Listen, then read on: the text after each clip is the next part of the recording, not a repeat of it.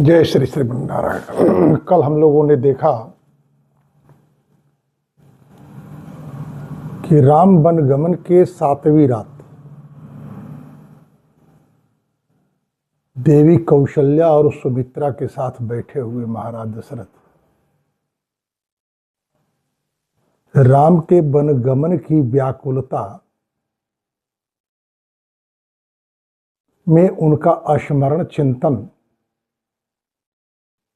और बार बार उनके नामों को पुकारते पुकारते मूर्छित हो मृत्यु को प्राप्त हो गए। देवी कौशल्या और सुमित्रा वहीं शोक से संतप्त होकर जीवन से हारी हुई मुमूर्षु सी पड़ी पड़ी सो गई। दूसरे सुबह नित्य की भांति परिचारिकाएं आईं। दर्शन करने के लिए नगर के लोग आए। महाराज दशरथ बाहर नहीं निकले। परिचारिकाएं भीतर आईं। महाराज को सोए हुए अवस्था में देखकर जगाने का प्रयत्न करी। बहुशः प्रयत्न करने के बाद भी जब महाराज की आंखें नहीं खुली तो उनके अंगों को हिलाकर जगाने का प्रयास की। जीवन के कोई लक्षण नहीं दिखे।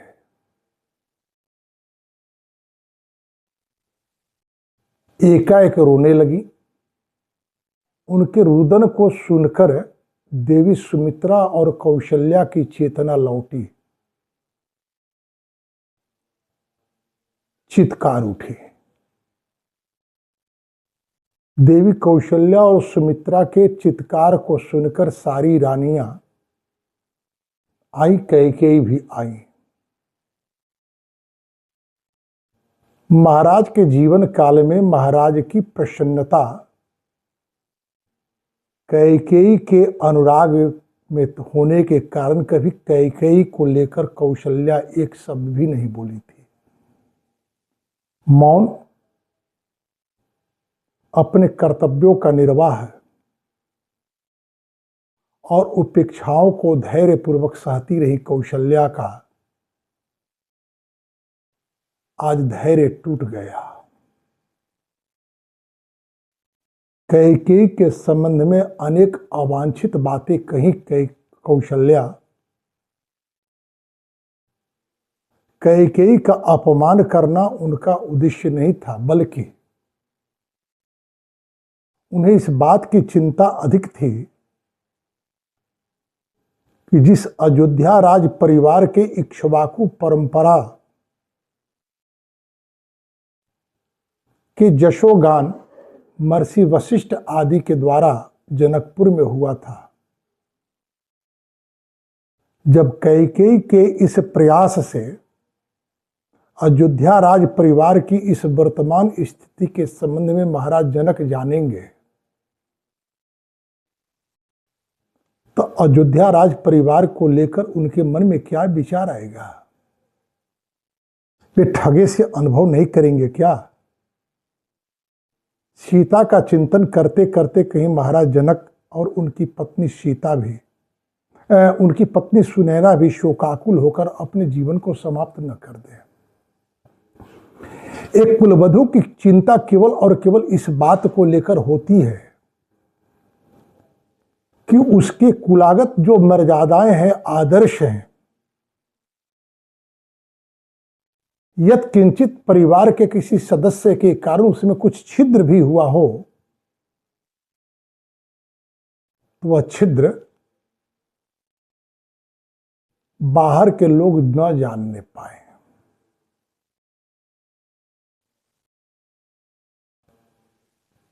महाराज दशरथ का जीवन समाप्त हो गया, मृत्यु को प्राप्त हो गए। यह बात जंगल की आग की तरह सारी अयोध्या में फैल गई। राजकीय प्रबंधन करने वाले आए। महाराज के शव को जिसका आलिंगन कर देवी कौशल्या विलाप कर रही थी और बार बार अग्नि में प्रवेश कर अपने जीवन को समाप्त करने की बात कर रही थी। स्त्रियों की सहायता से राजमंत्रियों ने महाराज दशरथ के शव को कौशल्या के आलिंगन से मुक्त कराया और तेल से भरे हुए द्रोण में रख दिया।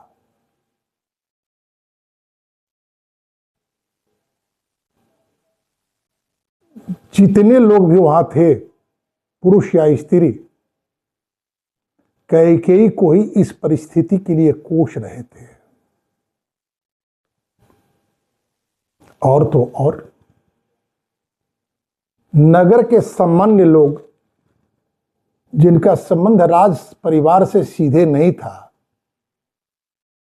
राज परिवार में आने की शिष्टाचार का निर्वाह करने का उन्हें अधिकार नहीं था, वे भी नगर के चौराहे पर, मोहल्ले में, गलियों में, सड़कों पर एकत्र होकर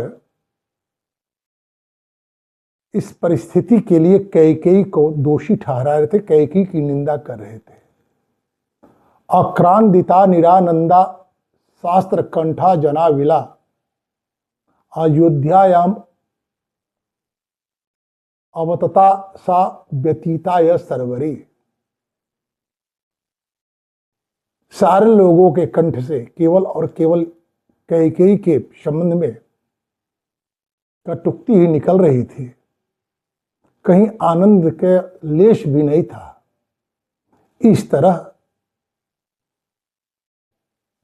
8वीं रात भी व्यतीत हो गई।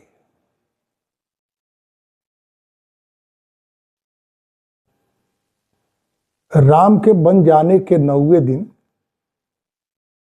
व्यतीतायाम तो शर्वर्यादित्यस्योदय ततः सम्यत्य राज्य कर्तार समामेयुर द्विजातयः।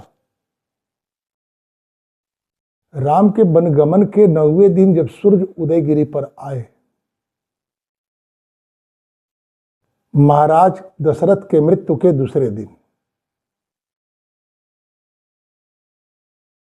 दूसरी रात व्यतीत होने के बाद,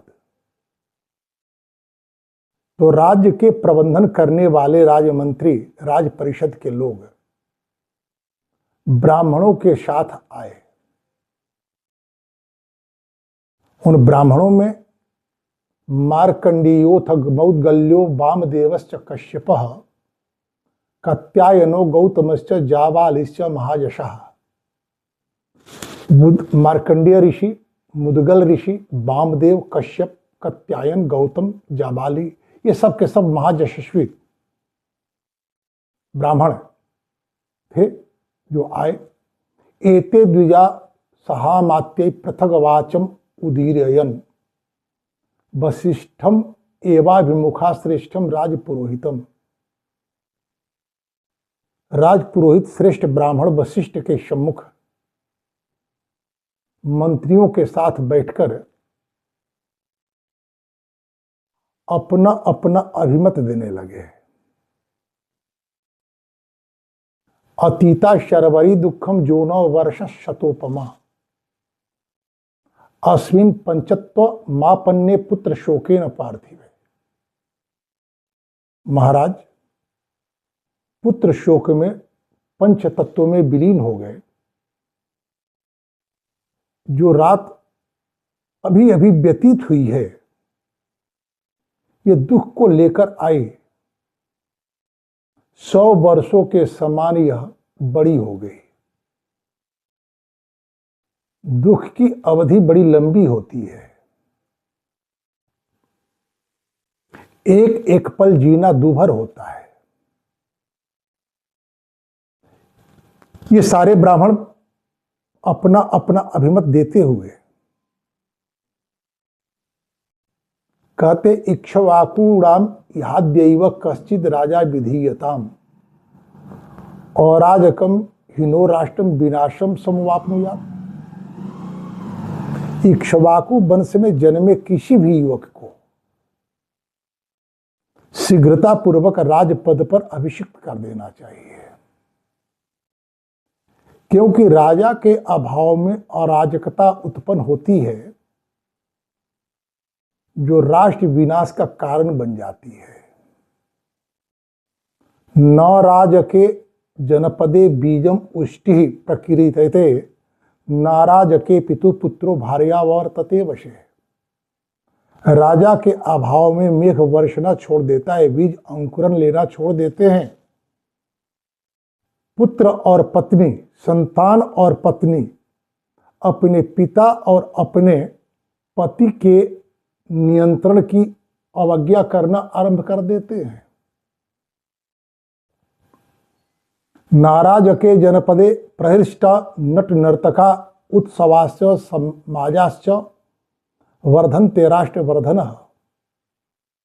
राष्ट्रीय संस्कृति के संवर्धन करने वाले सांस्कृतिक कार्यक्रम और उत्सव भी बाधित हो जाते हैं।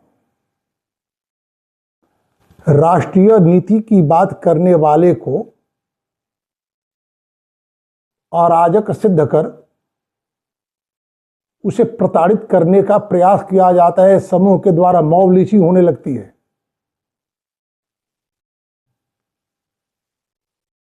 कोई बड़े यज्ञ में भी ब्राह्मणों को समुचित दक्षिणा देने से बचता है कि कहीं उसके द्वारा दिए हुए दक्षिणा को देखकर दस्यु प्रवृत्ति वाले लोग उसे की समृद्धि को छीनने का प्रयास न करने लगे।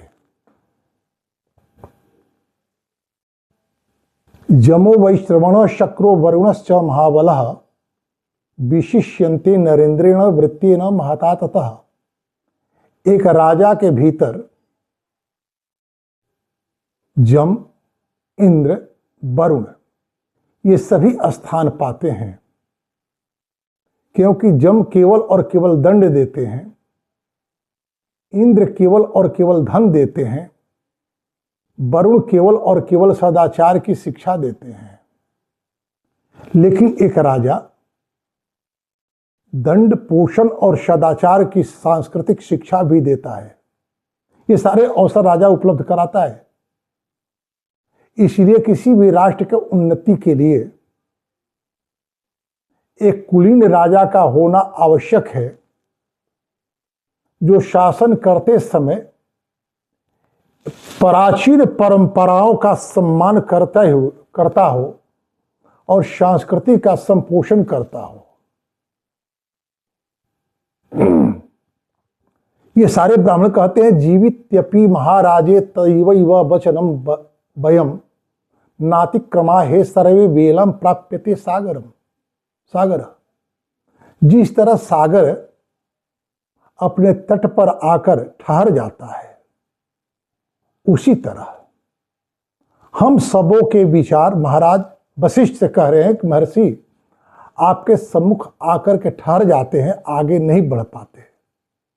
महाराज के जीवन काल में भी केवल और केवल आप ही हैं जिनके विचारों का अतिक्रमण, विचारों का खंडन हम लोगों ने कभी नहीं किया। इसलिए आपसे हम सबों का निवेदन है, स समीक्षद यवरीय वृत्तम नृपम विनाराष्ट्र मरण्यभूतम कुमार इक्ष्वाकु सुतम तथान्यम त्वमेव राजान नम्यहा भी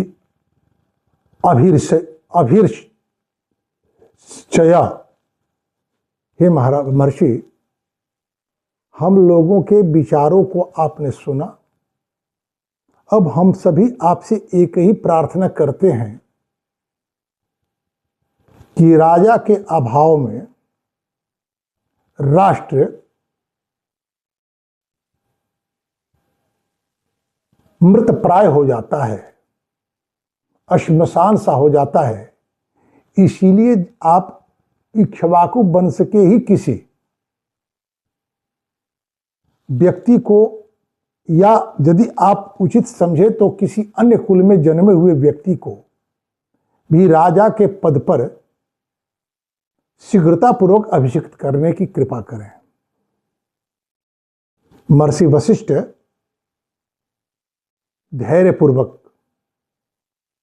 सारे ब्राह्मणों के अभिमत को सुने, आगे वो क्या करें इस विषय पर हम लोग कल चर्चा देखेंगे। आज इसी के साथ वाणी को विराम। जय श्री श्रीमन नारायण।